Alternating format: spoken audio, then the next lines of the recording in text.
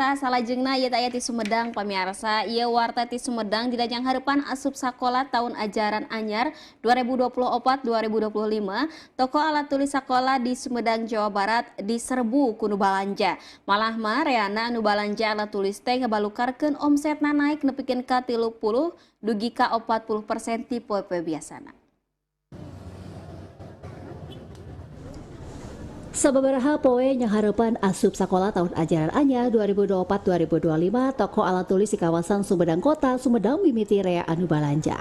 Katemong para koloteh mawa barudakna neangan kebutuhan alat tulis sekolah kayaning buku, patlot serta alat tulis sejenak. Kepala toko anu ngajual alat tulis sekolah Yoyo nyebutkeun kiwari toko alat tulis sekolah tahun ayeuna omsetna naik kira-kira 30 nepi ka 40% ti poe-poe biasa.